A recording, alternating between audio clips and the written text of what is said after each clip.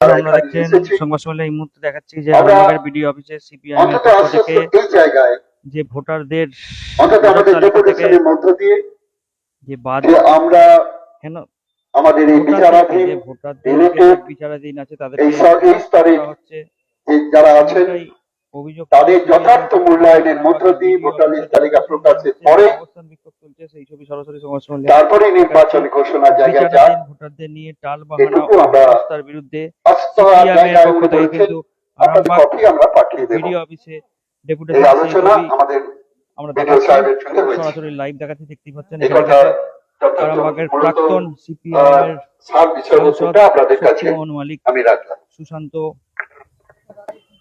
আজকে আমরা যে শুরু করেছিলাম সারা রাজ্যের সঙ্গে সাযুজ্য রেখে আরামবাগ ব্লকে বামপন্থীদের পক্ষ থেকে আমাদের যে ডেপুটেশন অবস্থান এবং স্মারকলিপি জমা, সেই কাজ আমরা সম্পূর্ণ করছি, এখানে শেষ করছি।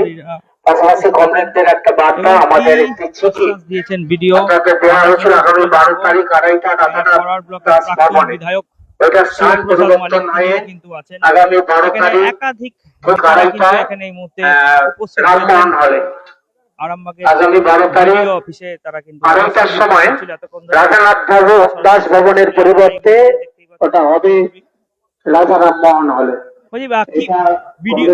কি আশ্বাস পেলেন এখানে সমস্ত মুখ্য কর্মী সিএম এসি তারা সকলেই উপস্থিত থাকবে। সমস্ত উন্নয়ন আধিকারিক মহাশয় যা বললেন, আমাদের যে স্মারকলিপি এসআইআর কে নিয়ে যে সব নাম বিচারাধীন আছে তাদের নামকে নথিভুক্ত করার ক্ষেত্রে এবং অপরদিকে ডিলিটেড নাম, সেই ডিলিটেড নামে নতুন করে তাদেরকে অন্তর্ভুক্ত করার ক্ষেত্রে আমরা বিষয়টা বিডিও সাহেবকে বলি। উনি কিন্তু বললেন যে আপনারা যা চাইছেন আমরা, এবং যে সমস্যার মধ্যে আপনারা আছেন, এলাকার মানুষ আছে যারা এই অবস্থার মধ্যে রয়েছে, আমরাও কিন্তু সমস্যা আছে, এই সমস্যার মধ্যে আমরাও আছি। তা আপনাদের দেওয়া এই যে স্মারকলিপি, এই স্মারকলিপি আমরা কিন্তু যথাস্থানে পৌঁছে দেব। আমরা বলেছি স্মারকলিপির মধ্য দিয়ে যে যারা দীর্ঘদিন এই রাজ্যে অবস্থান করছেন, এই এলাকায় অবস্থান করছেন, সরকারি চাকরি করেছেন, পেনশন পাচ্ছেন, অবসর গ্রহণের পর তাদের নাম কিন্তু ডিলিট হয়ে গেছে। এটা বাঞ্ছনীয়, এটা কাম্য নয়। উনিও চিন্তিত এবং উনি এটা বললেন যে এরকম বহু হয়েছে, শুধু আপনার এই জায়গাতে যে হয়েছে তা নয়। তাই এগুলো এখন যারা বিচারক যারা আছেন তারা বিচার করবেন, এবং যে সমস্ত নাম দেখা গেছে, অনেক নাম আছে যেগুলো 2002 সালে বর্তমান সময়কালে তাদের সন্তানদের পিতা মাতা বা তাদের অন্য কারো নাম, নিকটাত্মীয়ের নাম 2002 সালের যে এসআইআর সেই তালিকাভুক্ত আছে, তাদের যে ম্যাপিংয়ের যে বিষয়গুলো, সেগুলো কোথায় কি সমস্যা হয়েছে সেগুলোকে নিশ্চিত কাটিয়ে উঠে আমরা চেয়েছিলাম যে একটা সুষ্ঠু অন্তত যা হোক, আমাদের পক্ষে যেটা করেনি আমরা সেটা করেছিলাম ভোটার লিস্ট তৈরি করার ক্ষেত্রে। কিন্তু উপরে বিচারকেরা, নির্বাচন কমিশনার উপর থেকে যে সিদ্ধান্ত নিয়েছে, সেখানে আমাদের এই অবস্থায় আমাদের কিছু সেই অর্থে এখন আমাদের কিছু করার নেই। আমরা যথাস্থানে এই বিষয়টাকে আপনারা যা স্মারকলিপির মধ্যে যে দাবি দাওয়াগুলো দিয়েছেন সেটা পাঠিয়ে দেব, এবং এটাও বলেছেন যে যাদের নাম ডিলিটেড হয়ে গেছে, নতুন 6 নম্বর ফর্ম যেটা আমরা বলছিলাম যে জেলায় গিয়ে জমা দিতে হবে, নতুন ভোটারের আবেদন জানিয়ে সমস্যার কথা জানিয়ে বলুন না জেলায় যেতে হবে না, ওটা স্থানীয় বিএসকে এর কাছে জমা দিলেই এগুলো হবে। এগুলো অনলাইনেই মধ্যে করা যাবে, অফলাইনে যাওয়ার দরকার নেই। কথা বললাম শক্তিমোহন মালিকের সঙ্গে, আরামবাগের প্রাক্তন সাংসদ। বলছি, আপনি এতদিনের অভিজ্ঞ নাগরিক, প্রাক্তন এমএলএ, এরকম কখনো দেখেছেন? না না না, কখনোই ঘটেনি। 2002 সালে তো আমাদের রাজ্যেতে এসআইআর হয়েছিল, কিন্তু এইভাবে মানে 4 লক্ষ মানুষের নাম কাটা এই ঘটনা ঘটেনি। এইভাবেই তো ভোট আর কতদিন পর ভোট ঘোষণা হয়ে যাবে, তাহলে এই 4 লক্ষ মানুষকে ভোটাধিকার বলেছি যে যাদের নাম মানে 4 লক্ষ বাদ গেছে বলা হচ্ছে, এবং যারা বিচারাধীন বলা হচ্ছে, আমরা মনে করি যে তারা পশ্চিমবাংলার নাগরিক।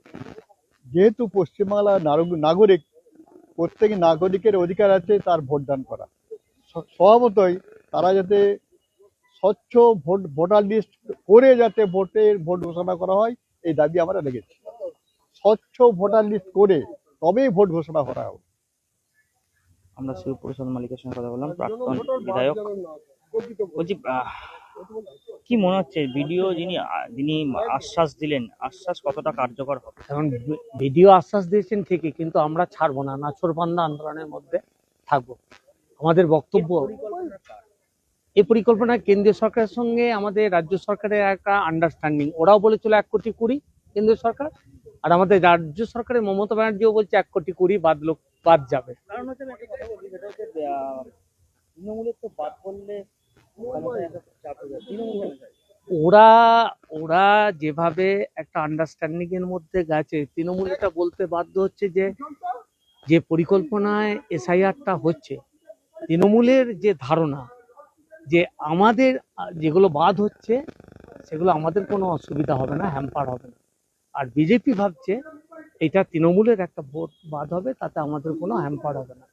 আদতে তৃণমূল থেকে যাক এখানে, আর বিজেপি কেন্দ্রে থাকুক, দুজনের আন্ডারস্ট্যান্ডিং এটাই।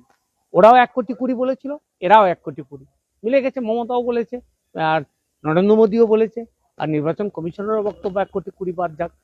আমরা দেখছি 60 লক্ষ বাদ গেছে, আরো 60 লক্ষ হ্যাঙ্গিং রেখেছে, বাদ যাবে। আমরা তখন কথা বলছিলাম সুশান্ত দলের সঙ্গে। এখন এই পর্যন্ত, পরবর্তীকালে কিন্তু আমরা বিভিন্ন খবরাখবর নিয়ে লাইভে আসবো। আমরা দেখালাম সিপিআইএম এর পক্ষ থেকে কিন্তু আরামবাগ ভিডিওকে ডেপুটেশন দেওয়া হলো। নিউ নূর সোফা সেন্টার, এখানে সমস্ত রকম সোফা পাইকারি ও রিটেলে বিক্রয় করা হয়। সমস্ত সোফা নিজস্ব কারখানায় তৈরি করা হয়। প্রোপাইটার হানিফ হোসেন খাঁ ও রুহুল হোসেন খাঁ, বড়ডোঙ্গল হাটতলা সিনেমা হলের সন্নিকটে, হুগলি। যোগাযোগ 7797170093 এবং 9382003105।